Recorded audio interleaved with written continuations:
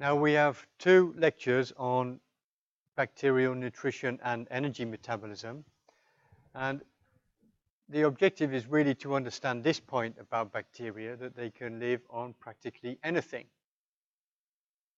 Any kind of organic carbon source, there are some bacteria out there that can use it. And a lot of bacteria don't need organic carbon at all. They can live off light, they can be photosynthetic, or they can live from rocks. And that's quite impressive. So the objective is to really understand these different mechanisms by which bacteria can generate metabolic energy. Now, the way I'm going to divide up these two lectures is as follows. So we're going to start off, well, I guess, simply just with a reminder about, what bacteria need to grow,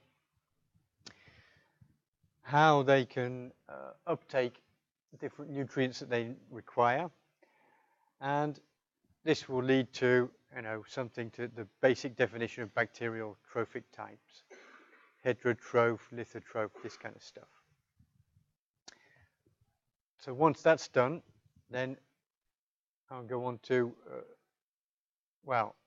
before the real tricky stuff here is in like parts 3, 4, and 5. So this is where we'll be looking at how bacteria get energy from different sources. But before we go on to that, I'd like to go back to a bit of physical chemistry and give you a reminder about what is metabolic energy and what are the basic physical chemical concepts behind, chemical energy. Just so that I'm sure everybody understands the terms, okay? I think you did this kind of stuff if you're from Nantes. You would have done it in the second semester in your first year course in solutions chemistry. Okay, bacterial nutrition. Probably today, right, we'll get down to fermentation. We'll probably get halfway here, I think. Halfway through here. Okay, bacterial nutrition. This is, what does every living organism need? It needs some sort of source of carbon, some source of nitrogen, etc., etc. So carbon source for bacteria can be organic. Any kind of organic compound can be used as a carbon source by some kind of bacterium. Okay, that doesn't mean that every single bacterium can use anything, right? So for a particular species, it will be able to utilize a certain number of carbon sources. And that's what we use in bacterial identification. Can the bacterium ferment a particular sugar or not? However, if you take the whole of the bacterial world, then pretty much any organic carbon substance can be digested by bacteria. Now that I'm saying that, there's actually one exception. Does anybody know what that might be? Okay. If you leave wood, a piece of wood out in your garden in the rain, what is going to grow on it?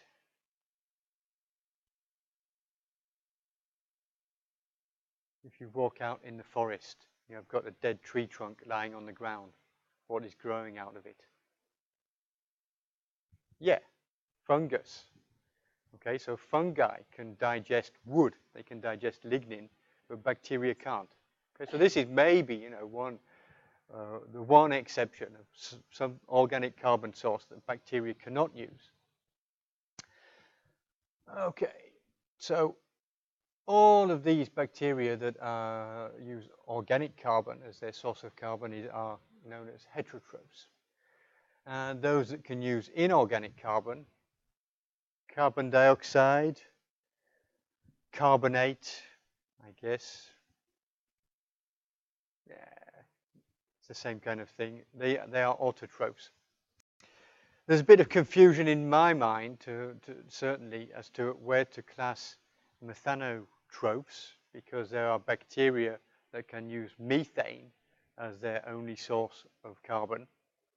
Of course, in a certain sense, methane, it's an organic compound, so you would class them as heterotrophs. But they do some pretty surprising chemistry, methanotrophs. And it's rather like using a very, very simple, basic one-carbon block to build up all sorts of complex molecules. So, I don't know, methanotrophs somewhere in between autotrophs and heterotrophs. Okay, so that's for carbon. Nitrogen source, well, anything that's got nitrogen, it's useful. Of course, all bacteria, all living things need nitrogen to make amino acids and to make nucleotide bases. So if you have either of these things floating around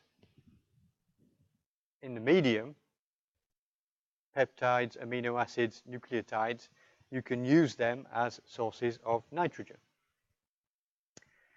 Now, if you don't have any of these organic sources of nitrogen, many bacteria can use inorganic nitrogen. Probably ammonium is the easiest one. So this can be incorporated directly into amino acids. Nitrate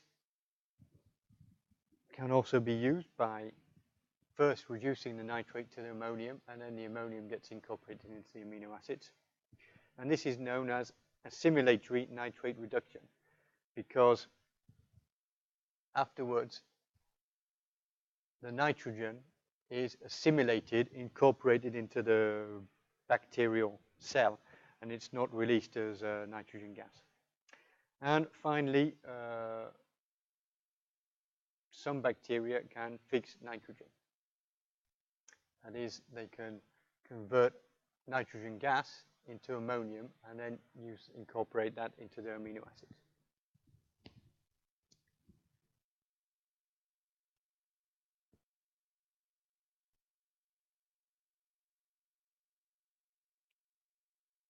What should I say about that? Yeah, I'm not going to talk very much about nitrogen fixation, except just to maybe point out that this is quite amazing chemistry.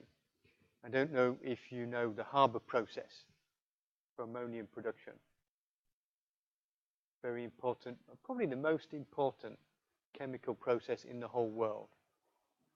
And you need nitrogen gas, hydrogen gas, high temperature, high pressure, and an ion catalyst in order to get this reaction to go, to produce ammonia from nitrogen gas and hydrogen gas. High temperature, high pressure, and a catalyst. These guys can do that at room temperature, all on their own. They can perform a very highly unfavorable chemical reaction. They manage to do it. Of course, plant cells can't do that. Right? Okay? Plants that fix nitrogen are entirely dependent on their bacterial partners who perform nitrogen fixation. So it's very important for us, for the food that we eat.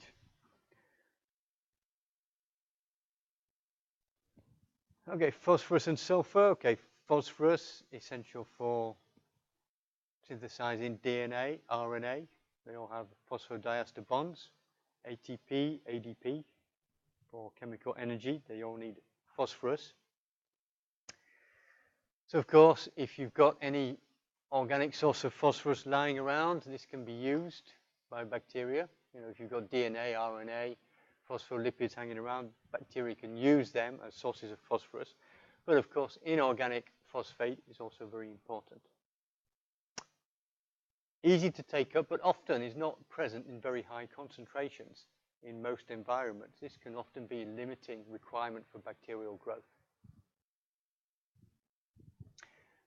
Sulfur, that's of the big four, I guess. Required for methionine and cysteine, so 2 amino acids require sulfur. And bacteria can get this from, sulfate or sulfide. Kind of similar to what happens with nitrate and ammonia. So the easiest reaction to perform is just to assimilate hydrogen sulfide directly to cysteine. If you've only got sulfate, the bacterium only has sulfate, then probably the first step will be to reduce to hydrogen sulfide and then incorporate the sulfide into cysteine. And well, penultimately, bacteria need mineral salts. Okay, you need sodium, potassium, magnesium to keep the osmotic balance inside the cell. So they need quite large amounts of these ions. And in addition to which, they need oligoelements. So manganese, cobalt. Probably the most important one is iron. So these guys, all of these oligoelements, their role is to act as cofactors for enzymes. And the most important one is going to be iron because it's an important cofactor for very many enzymes involved in redox reactions.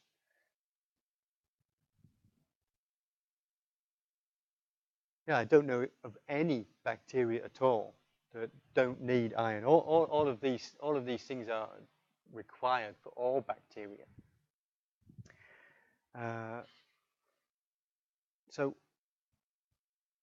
Okay, sodium, potassium, magnesium chloride, these are required in large quantities, but they're available in large quantities in most environments, so that's not a problem.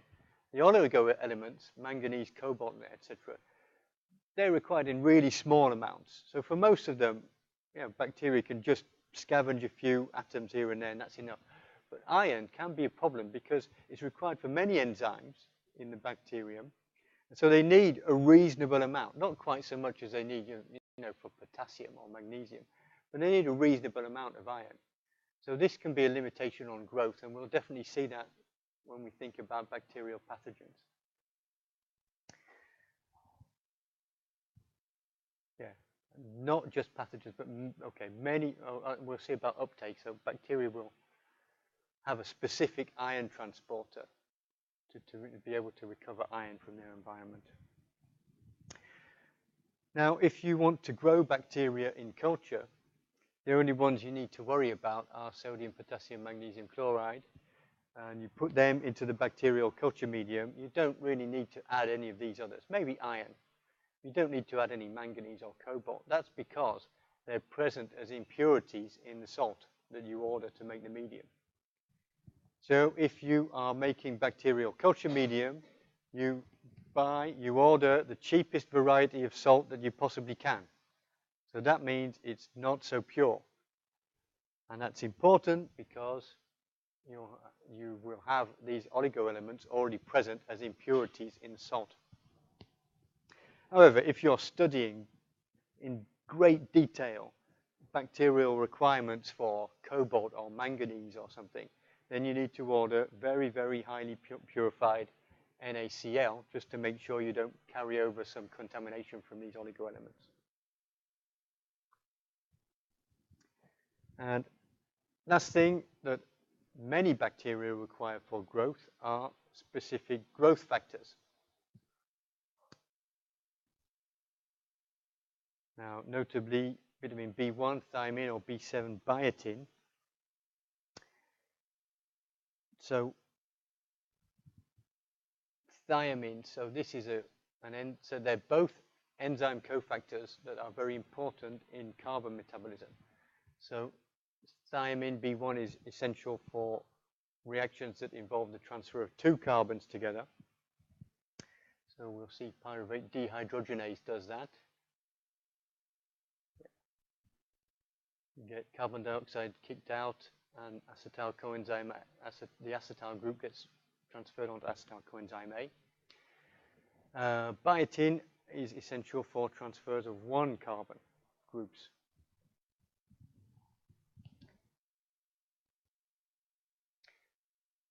So they're essential for us, they're essential for bacteria. Some bacteria can produce their own biotin, their own thiamine, but many bacteria actually need to obtain them from their environment.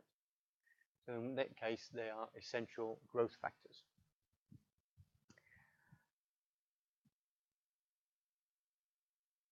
Okay, so one last thing that this was supposed to come up at the end is a distinction between prototrophs and auxotrophs.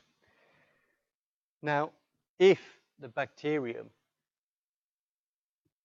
does not require thiamine, for example, then you say it's a prototroph for thiamine. It can produce this growth factor. And you can have the same thing for pyrimidine or purine nucleotides or for particular amino acids. So auxotroph, what does that mean? That means the bacterium requires whatever type of nutriment. Okay, so if you have an auxotrophic mutant for thiamine, that means the bacterium requires thiamine. If you've got an auxotrophic mutant for histidine, a bit unlikely, histidine, then it cannot produce histidine.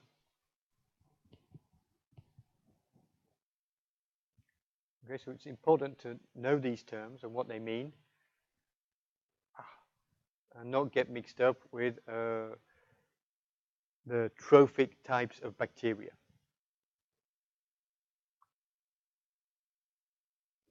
Okay, so that's what bacteria need.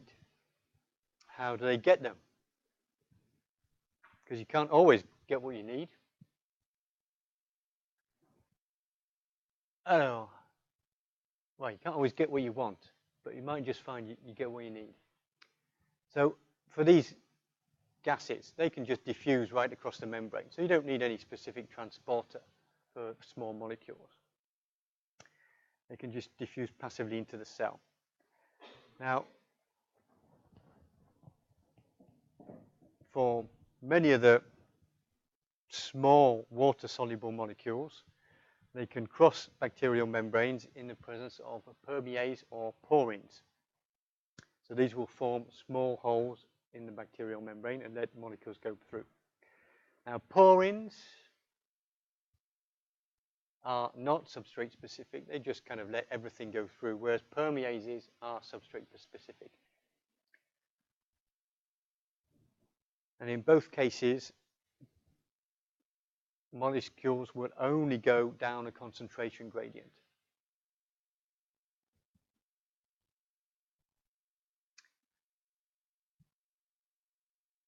Now, in a lot of cases, whatever you want, the bacterium wants to internalize, wants to import, is going to be present in low concentrations.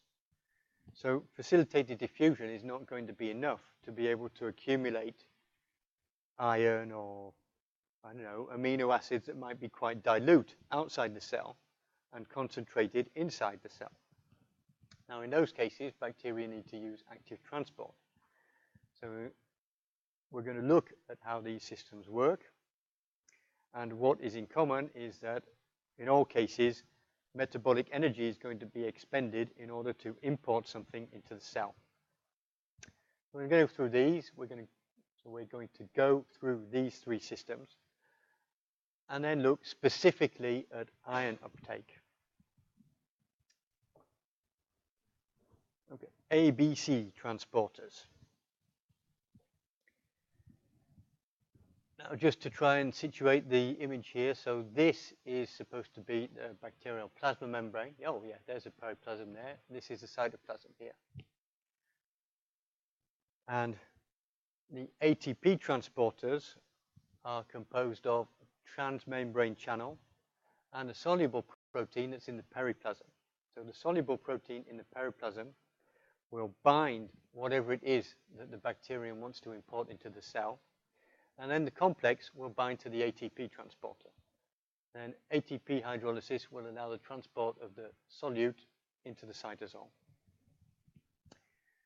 So in Escherichia coli, there are many different ABC transporters for some sugars, maltose, galactose, ribose, but for many different amino acids, glutamate, histidine, leucine. If you're in doubt about this one, ABC, if it comes up as an exam question, put glutamate or histidine. Glutamate is good because, as you'll see, it's also the right answer for this question. Now, symport, antiport. How does this work? Well, once again, you've got the plasma membrane. This is the cytosol. This is the periplasm.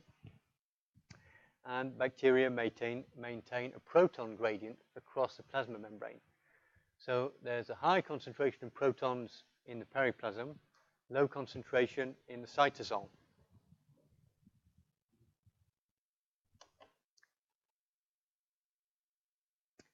And this gradient can be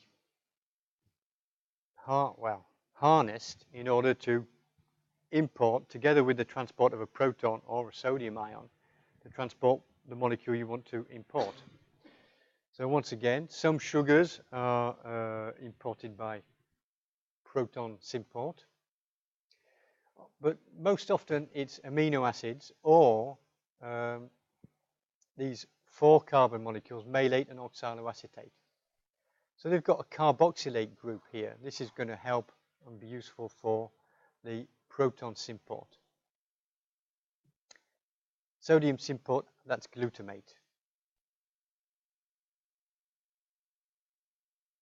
Okay, which one to remember for symport antiport system? Malate oxaloacetate. I remember this one. This would be the answer. Well, yeah, the easiest answer not to get mixed up, because it doesn't. These are specifically imported by a proton symport system.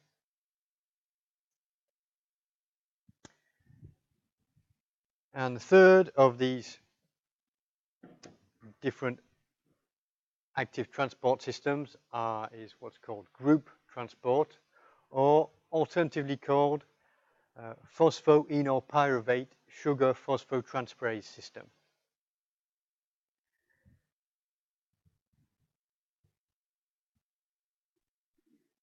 Now, I'm always kind of wonder which way I should start talking about this slide, whether I should start talking about the sugar, or whether we should start talking about the phosphoenolpyruvate that's at the other end of the system. I think I'll start with the sugar. Okay, so this is used for example, for glucose. All right, this will be the answer we want if we talk about how does Escherichia coli import glucose. You should be able to describe how a PEP-Sugar PhosphoTransferase system works. So what happens is that the glucose will be imported by this transmembrane protein, and at the same time it's imported, it's phosphorylated to give you glucose 6-phosphate. Now, where does this phosphate come from? Originally, it comes from phosphoenolpyruvate over here. Now, phosphoenolpyruvate normally in glycolysis will be transformed into pyruvate and help produce one molecule of ATP. However, in this case, the phosphate group isn't going to be transferred onto ATP, but will be transferred onto what's called enzyme 1 of the group transport system. So enzyme 1 becomes phosphorylated. Then enzyme 1 will transform its phosphate group to the heat-stable protein, HPR. And then HPR will transfer the phosphate group onto enzyme 2 components. Now, enzyme 1 and HPR are identical, so they're shared between different group transport systems, but enzyme 2 components are specific for a particular sugar.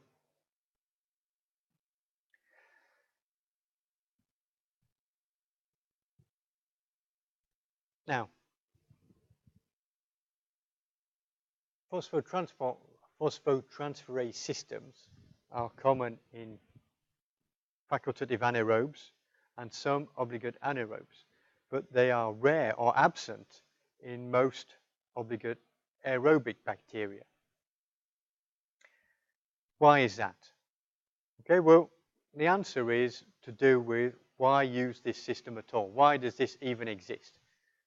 Okay, anything in biology that is complicated, I don't know about you, but I always think, oh, why? Why is it so complicated? Especially when you're trying to learn it, okay? Because you think, why couldn't it just be simpler? You know, and for me, I think, okay, why do they do this? Why don't they just use an ABC system? Look, it's simple. 2 components. You get the glucose on the solute transporter, you bind to the ABT transporter, and in it goes into the cytosol. Easy.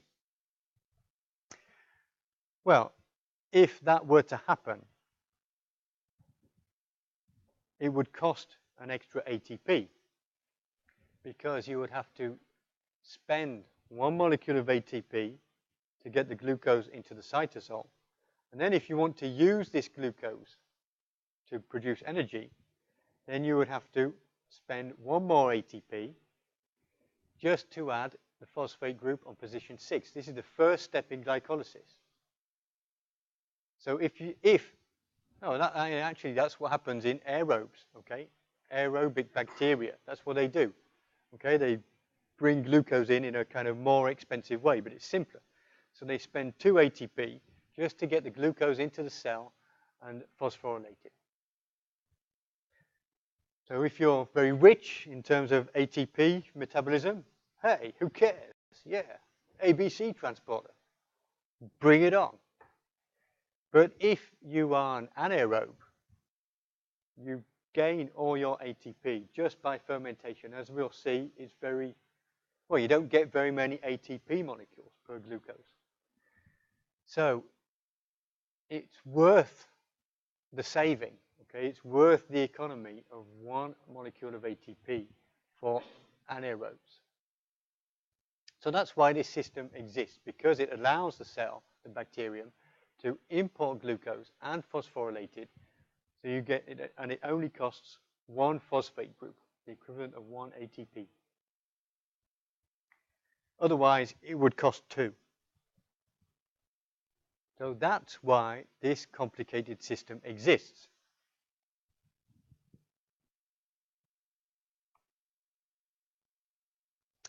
Okay, last of the active transport systems is ion transport.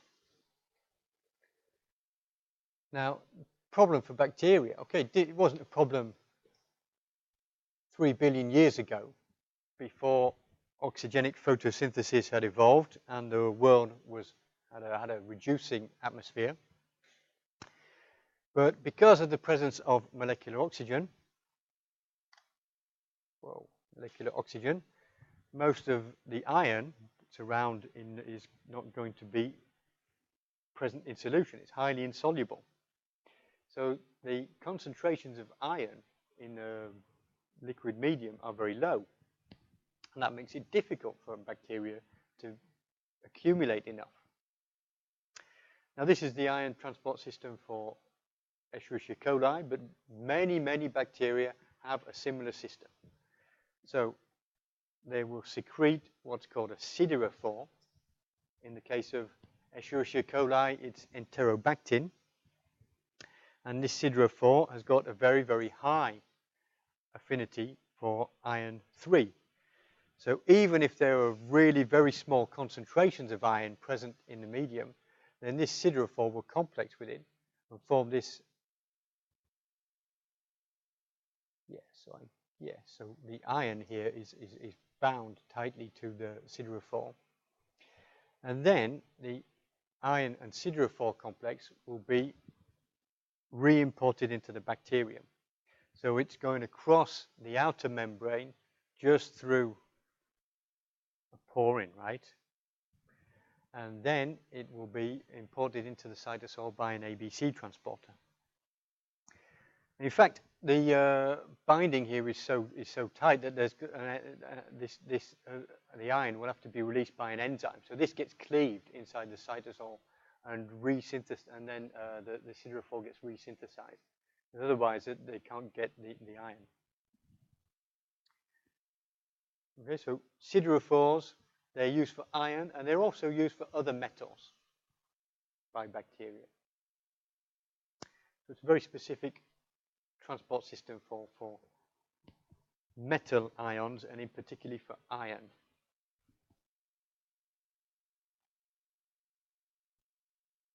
Okay, chemistry question here. Iron 3, right? Is it ferrous iron or ferric iron? Anybody remember that one?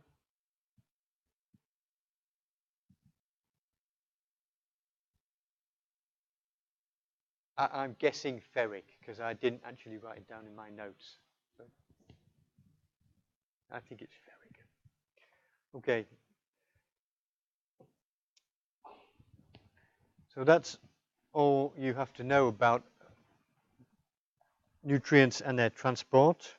Now, bacterial trophic types. I'll try and go through this one quickly. So these trophic types are defined by how bacteria get their energy, okay, and bacteria can be phototrophs or chemotrophs.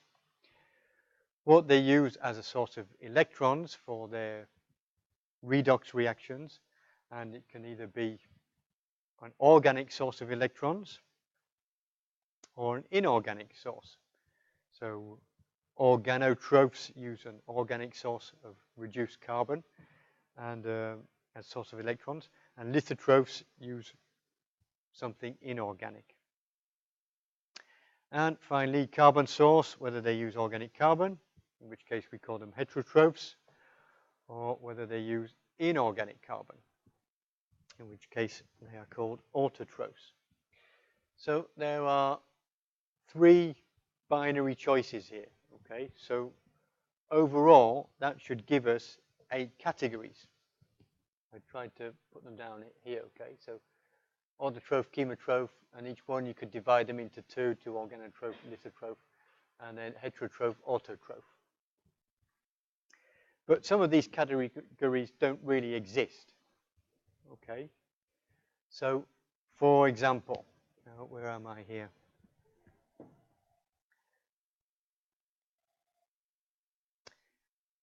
Okay, so cyanobacteria. They are photo, litho, autotrophs. Okay. But there aren't really any photo, litho, heterotrophs.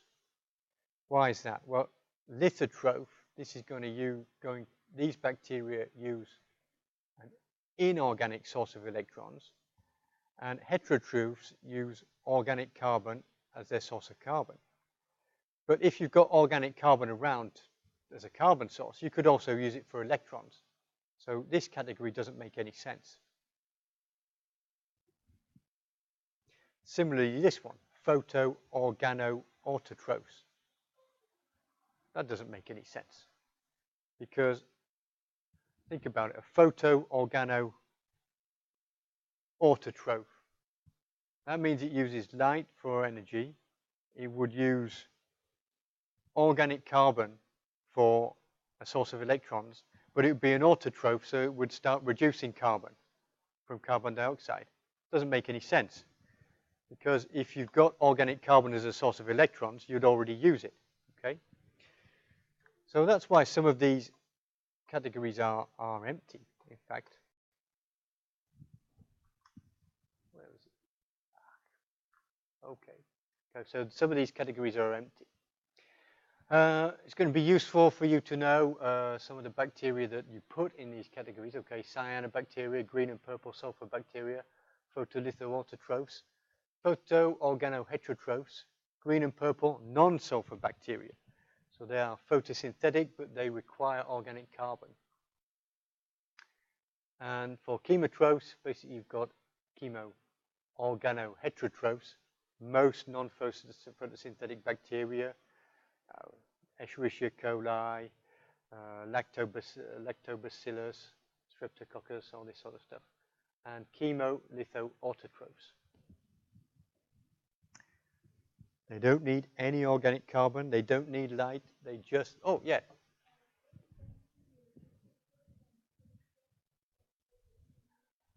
Good question.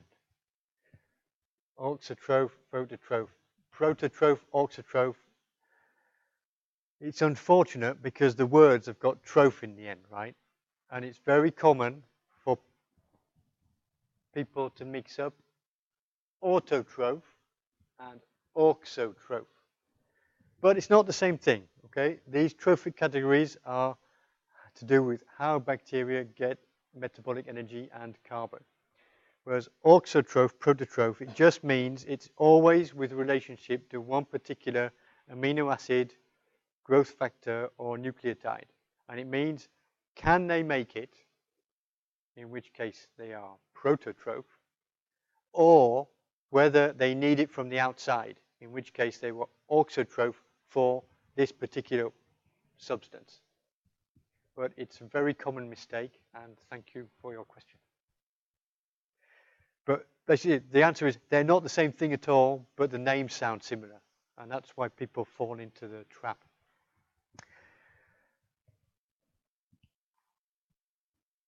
Okay, so a couple of examples. Okay, cyanobacteria. I think this is anabina by the looks of things. Energy from light. Source of electrons is water, and carbon source is CO2.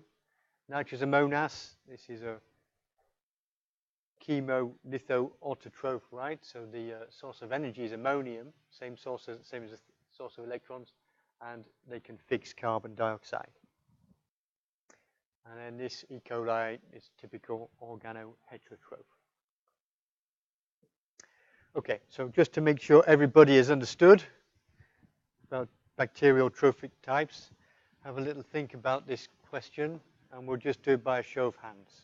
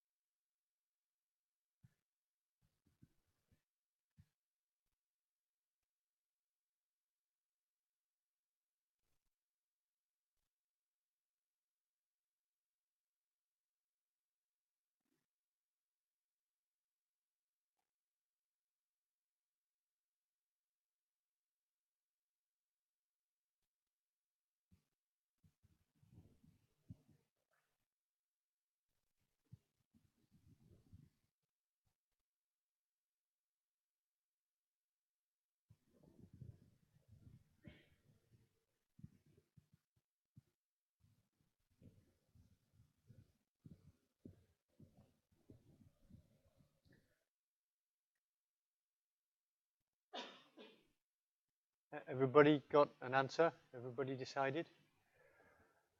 Okay, so who says that it's a photolithoheterotroph and prototroph for biotin? I'm going to stop reading them out. Who says it's the second one? Who says it's the third one? And who says it's the fourth one? Yeah, you're all right. Yes, okay.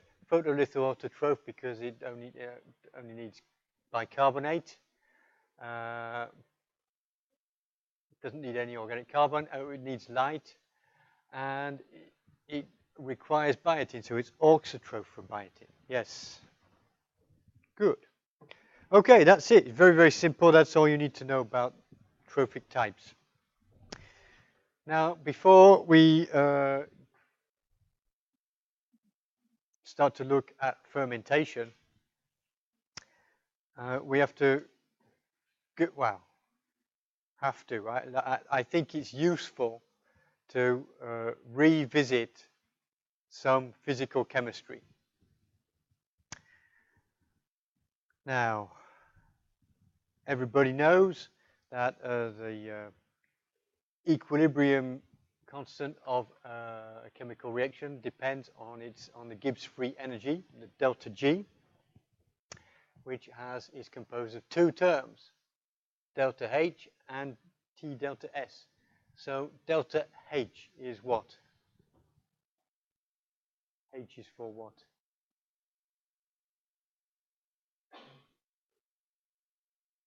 Did you do this in chemistry last year? Enthalpy, yeah, easier way to remember for H. Heat. Yeah? enthalpy is correct. And the S is what?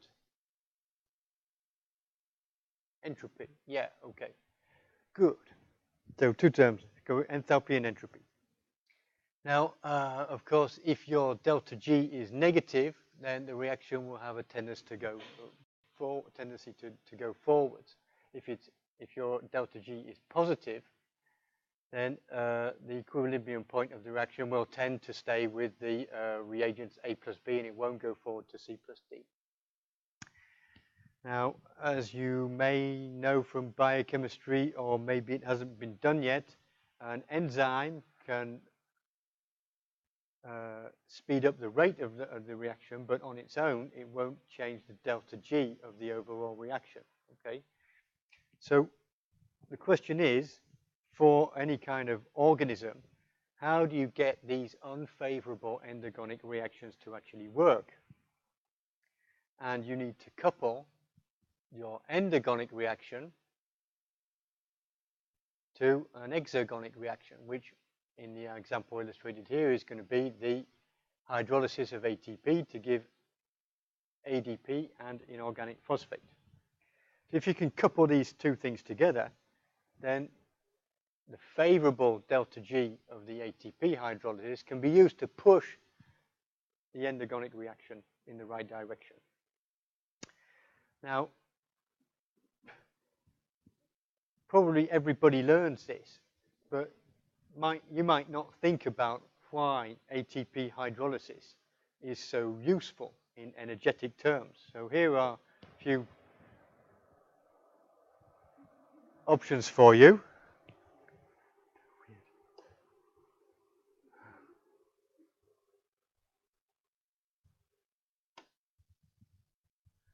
Okay, so why is ATP hydrolysis exergonic?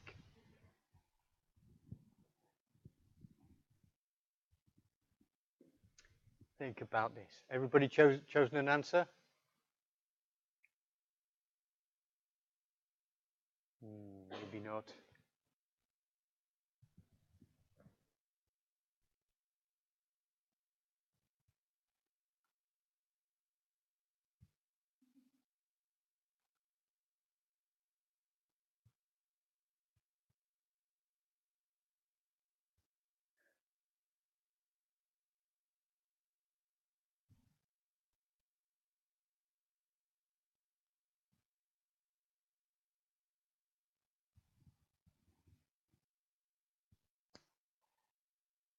Yeah, everybody chosen an answer there or not? Let's go. So who says first one? Because it's a high energy bond. That's about almost everybody. The second one, because negative charges on phosphate groups are separated. Nobody says that. Because phosphate groups are good electron donors. Anybody? Nobody says that. Or finally, because the biochemistry textbook says so. Yeah, a few people go along with that one. Yeah, yeah, that's what I always thought as well. In fact, okay, lots of people say this one. Everybody says that, okay? Every year people say this. But I don't think that's really an answer because it's a circular argument, okay? Why does this release energy when you break this bond? Because it's a high energy bond. Why is it a high energy bond? Well, because it releases energy when you break it. That's the definition of a high energy bond. So it's not an explanation. That's saying the same thing with different words. So don't get mixed up between these two things. Reformulation is not an explanation of something. Okay? So, and that's also kind of thing that you might read in the textbook. Depends on the textbook, but if so, I don't think it's giving a good explanation. But this is the reason, all right? It's electrostatic repulsion. You've got these three phosphate groups all bound together, and they carry negative charge. Okay, the same charge will tend to repel each other, right? So you have electrostatic repulsion. That's where the energy comes from when this bond is broken. It's easy, but often it's not explicitly stated. Okay, so that's why ATP can produce energy. So why is it useful? Well, if you can get ATP, you can use it to perform chemical work, transport work, or mechanical work. So transport work. That's what we saw with the ABC transporters, ATP binding cassette. So ATP hydrolysis can be used to import molecules against the concentration gradient. Mechanical work, not so much in bacteria, but certainly in our bodies with muscle contraction, it runs on ATP. Chemical work, a lot of chemical reactions get pushed along in the right direction by ATP. Now, I should say that it's not always ATP. It can be GTP, CTP, or UTP, right? Okay, and these can be interchanged. So if you remember bacterial cell wall synthesis, it all starts with UDP NAM, right? N-acetyl-muramic acid in a dimer with uridine diphosphate. How do you get to that dimer? You start with UTP and the N-acetyl-muramic acid. So you have one phosphate bond is broken in order to make the UDP NAM dimer. So UTP is almost universally used as the first step in synthesizing polysaccharides. In the ribosome, forming the peptide bond, that requires energy. Anybody know what is used to give the energy to form the peptide bond?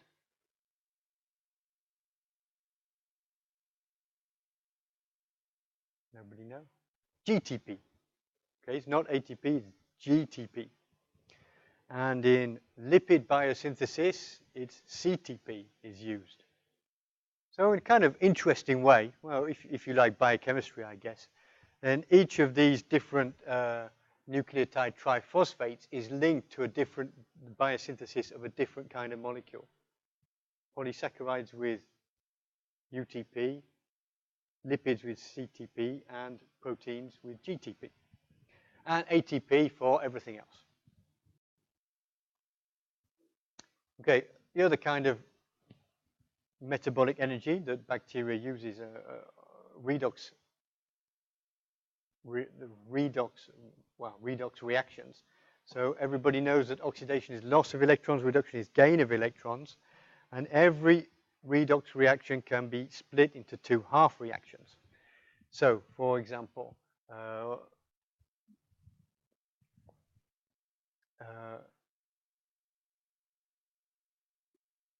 let's say the reduction of NAD plus into NADH by hydrogen gas can be considered as two half reactions, one of which is dihydrogen is going to be split into two protons and two electrons. They don't really exist on their own in reality.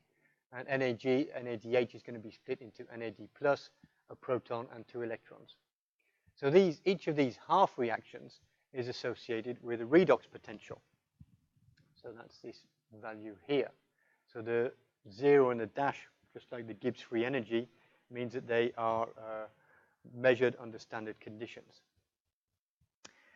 So each half reaction is associated with a redox potential.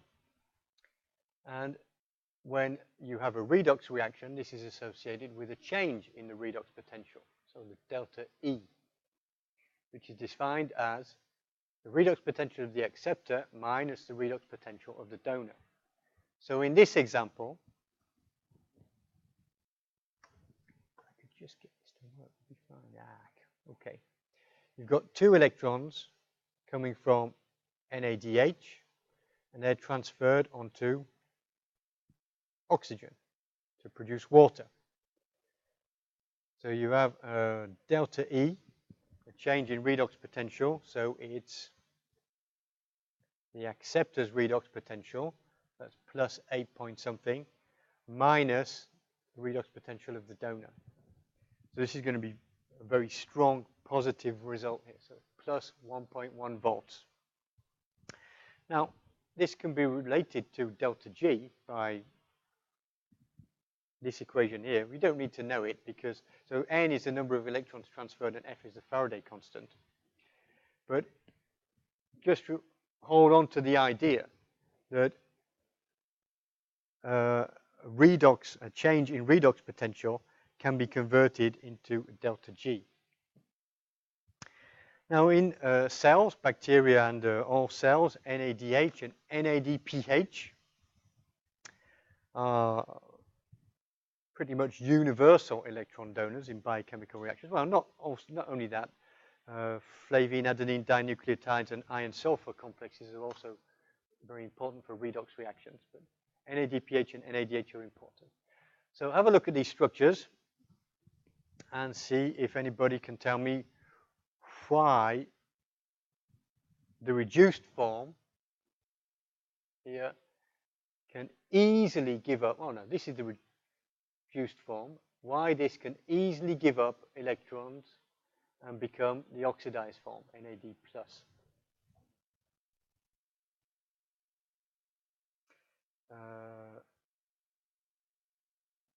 Another way of saying this is, you know, why is this group very stable and this one maybe not so stable? Yeah.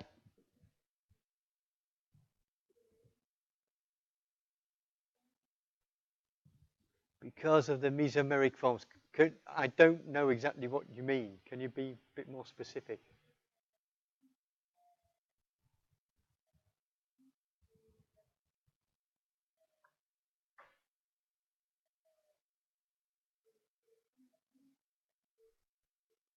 Yeah, that's this one, right?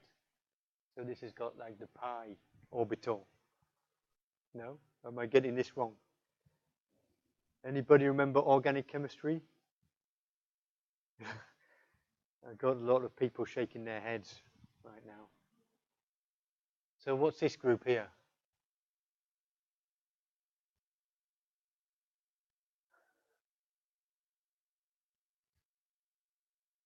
Forget this is nitrogen right now. Imagine it was carbon.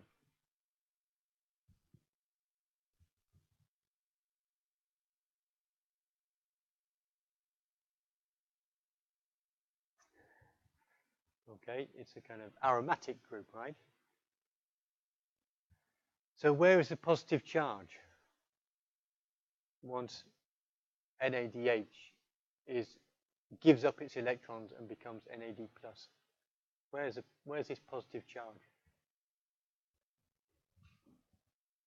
Okay, we've got two choices, because on the nitrogen or somewhere else. Who says it's on the nitrogen? A couple of people. Who says somewhere else? Nobody. You don't know. Okay. Well, that's why I try and take time to go over these things, because I think a lot of people are quite hazy on these concepts. So this is a kind of aromatic group, right? So that means all the electrons are delocalized all over this cyclic group. And that means all the charge is delocalized. So this positive charge isn't sitting around on the nitrogen atom being very concentrated and unstable. Okay? It's distributed around the whole ring. Okay. So they just have to share out one positive charge extra. And that's very stable. So that's why this group can easily give up its electrons and become positively charged, because you get this very, very stable structure in the ring here. Whereas this, not so stable. Okay? Okay, so once you've got NADH, it's very good at giving up its electrons, then you can use those electrons to reduce something. And that's very useful for, well, if you need to fix carbon dioxide, because you can reduce carbon dioxide to sugars using NADH as the electron donor. Well, most bacteria don't do this, most organisms don't, but if you have sugars, you need to reduce them to fatty acids. If you've got nitrate, you need to reduce them to ammonium. So NADH is very, very useful for all of these, well, essential for all of these reactions. And the last form of chemical energy that you need to worry about is the electrical potential across a membrane. Now, an electrical potential across a membrane is when you have a high amount of charge on one side and a lower amount on the other side. Now in that case, flow on, so here this is illustrated by a proton gradient or proton motive force. And in bacteria, they have a proton gradient with a higher concentration of protons in the periplasm and a lower concentration in the cytosol. Now in this case, movement of protons from one side of the membrane, from the outside of the membrane towards the inside, is highly favorable. And you can, in fact, calculate how a concentration gradient relates to an electric potential using the Nernst equation.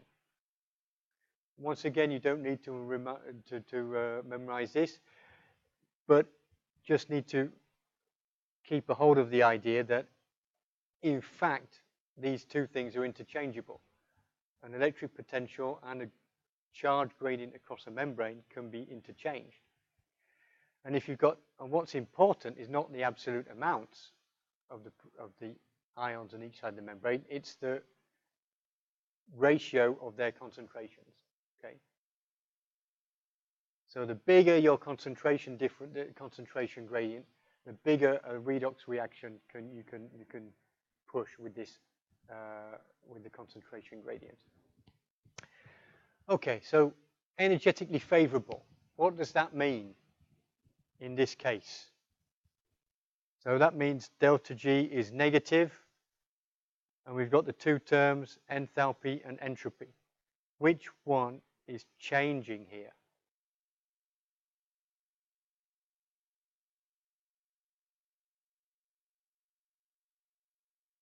Any, no idea? When you've got an ion, it's on one side of the membrane. It's going to move to the other side. Does this change the heat in the system? Or does it change the disorder in the system? Yeah, you're right. It's a disorder. Okay? Imagine you've got all the protons on one side and 0 on the other side. This is completely non-random. It's very, very ordered, structured. So if you go against that, if you try and redistribute them randomly, then you increase the entropy of the system. So this is an entropy-driven process. Okay, so once you've got this proton gradient, then you can use it for co-transport. That's what we saw, for transporting oxaloacetate, malate. These are the ones to remember for that. ATP synthesis, extremely important in many different contexts. Bacteria produce a proton motive force, and this can be used to drive ATP synthesis and mechanical work in bacteria, making the flagellar rotor go round and round. This is driven by the proton motive force. So this explains how you can get ATP from a redox reaction. Because if you have a favorable redox reaction, your delta E is very good. You've got a very nice positive delta E. And we saw just previously that a reduction potential can be in physical chemical terms, it can be equivalent to the distribution of ions across a membrane. So, and actually in biochemical terms, you can use a favorable redox reaction to produce a proton gradient. And then this can be used to produce ATP. Now, some bacteria do this the other way around, okay? If you're photosynthetic, use light energy, and this is what you'll get to start with. You'll get the proton gradient, and then this arrow, okay, you'll get it to produce ATP, but this arrow will be going the other way around. And you use the proton gradient to produce NADPH. Sometimes. Well, okay. Yeah, that's true. Okay, so here's my basic concepts in energy metabolism that you have to remember. So there's 3 types of biochemical energy. ATP, reduced nucleotides, NADPH, NADH, and proton motive force. What they have in common is that they are well, their transformation or their utilization is always exergonic, and they can be interchanged.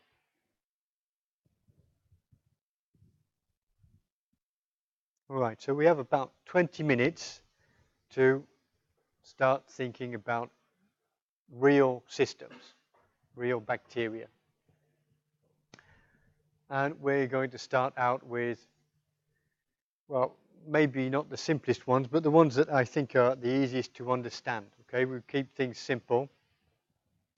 And we're going to be talking about generating NADH, reducing equivalents, and ATP from organic carbon without oxygen.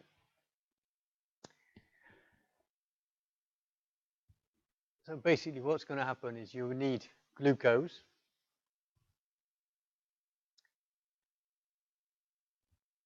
And before we get to fermentation, the idea is to see what happens when glucose is broken down into something simpler, which is pyruvate, and how this can generate NADH and ATP. Now in biochemistry, I think you haven't done this, right? You do this in the second semester. You'll be looking at the Embden-Meyerhof pathway. That's one pathway of glycolysis. So that's the one we use, so that's one many bacteria use. But some bacteria use other pathways, which are the Duderoff and the pentose phosphate pathway. So let's start off with the Embden-Meyerhof pathway. You start off with glucose. Remember, the objective is to produce ATP and NADH. Well, the first step is to phosphorylate glucose to get glucose 6-phosphate, and then carry on adding the phosphates. So with a couple of reactions, you turn glucose into fructose 1,6-biphosphate. And in order for that to happen, you have to use 2 ATPs. So you don't generate anything, you use ATP to begin with. Well, you've got to spend money to make money, right? The next thing that will happen is fructose 1,6-biphosphate is going to be chopped in half. So up to here, this is a 6-carbon sugar that's been phosphorylated, and it gives you 2 3-carbon molecules with 1 phosphate. Now the next step is where everybody gets a free lunch. This is biochemical magic, the next step. It's glyceraldehyde phosphate dehydrogenase. And in this case, what you have is, my animation is a bit wrong, coupling of a favorable redox reaction. So NAD plus is reduced, and this is coupled to phosphorylation. So you get an extra phosphate group put on here for free. Pi is inorganic phosphate. So once you have this, and once again, 3-carbon molecule with 2 phosphates on it, then you can take the phosphates off one at a time. And this will give you 2 ATP per 3-carbon molecule. So you've got 2 of them, so you produce 4. So what's the net result? You've produced 2 NADH, and your net production of ATP is 4 that are produced, 2 you put in at the beginning, you have 2 ATP per glucose. And you have pyruvate, is the waste product. So this is the key enzyme, glyceraldehyde phosphate dehydrogenase. This is the one that makes it all possible. So all organisms that perform glycolysis are getting their energy from glyceraldehyde phosphate dehydrogenase at some point. Now, you don't need to know much about these ones. So that's the Embden-Meyerhof pathway. The Duderoff pathway, what can one say about that? Okay, you start off with a different 6-carbon sugar here. Pyruvate is released here, and you only have 1 state, one glyceraldehyde 3-phosphate, which is produced per glucose molecule. Pentose phosphate, you start off with a 5-carbon sugar because you lose carbon dioxide right at the beginning. And then once again, you only get one glyceraldehyde phosphate molecule. Now, the only reason, so you don't need to know the details of these pathways. Pentose phosphate, oh yeah, there's one thing to say about that. Okay, ribulose 5-phosphate. Okay, it's also the starting molecule to produce ribose for RNA and DNA synthesis. So you're going to make a ribonucleic acid with this one, and nucleosides and nucleotides. So many bacteria will have both. Will have the pentose phosphate pathway and maybe Embden-Meyerhof. But some of them just have the pentose phosphate pathway on its own, and they use it for production of ribose and production of their metabolic energy.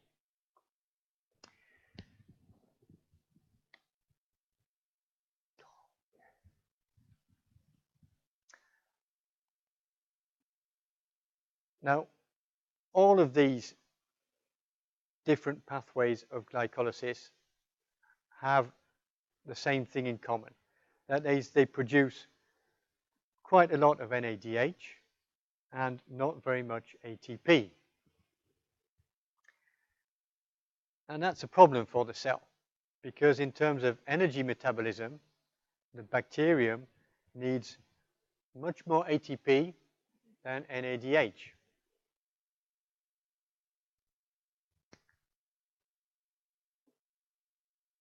So you might think, okay, well, that's no problem. We'll just run glycolysis, make it run, and we'll get more ATP. Who cares if we got too much NADH? Doesn't matter. We'll just, just have an excess.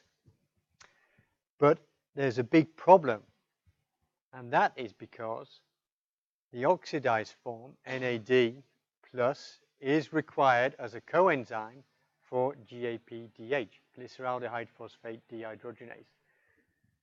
This is the enzyme that allows you to get an extra phosphate group on glyceraldehyde phosphate. So this is the one that is really necessary to produce any ATP at all. And it requires NAD+.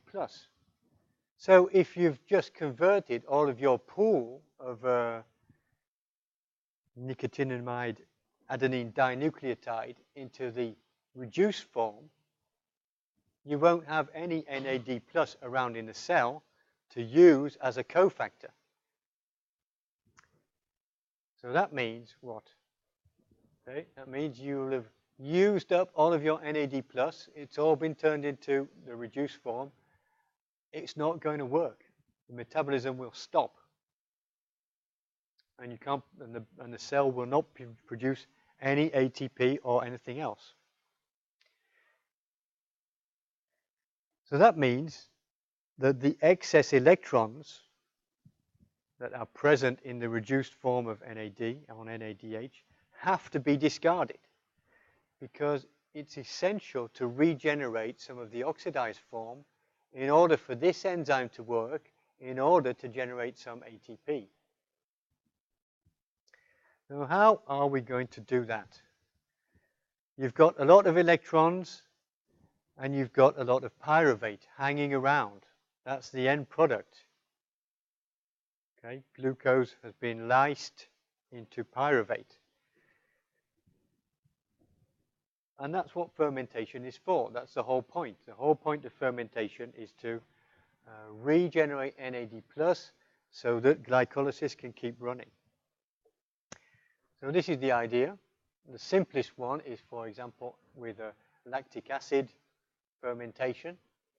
So what you'll have is glycolysis is running, okay? During glycolysis, your NAD+ is going to be reduced. And then pyruvate, for example, is going to be reduced to lactate. And that allows the reduced form of NADH to be reoxidized. Then this oxidized form is available to keep running glycolysis. So the whole thing is going to run around, and you'll always have enough NAD plus available in the cell to keep on generating ATP. And instead of excreting pyruvic acid, these bacteria will secrete lactic acid.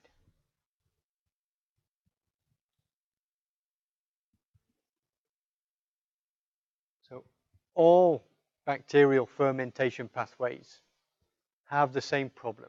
Okay, they have to get rid of excess electrons, and in some sense, in one way or another, the electron acceptor is going to be pyruvate. Okay, so this is another thing that comes up as an exam question. What's the electron acceptor for such and such a fermentation pathway? It's pyruvate. Directly or indirectly. Okay, so lactic acid fermentation is perhaps the simplest example. But different bacteria use different fermentation pathways.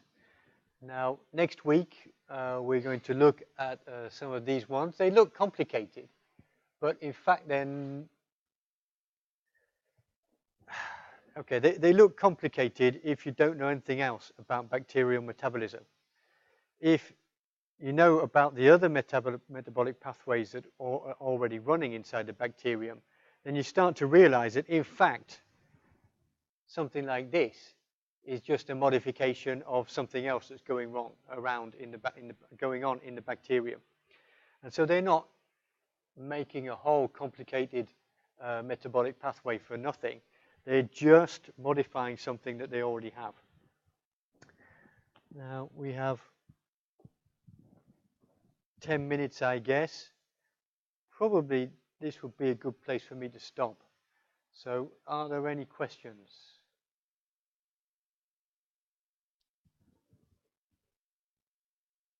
Okay. Well, I'll send out a microbe of the week tonight at 8 p.m. Okay? So I'll see you next Monday.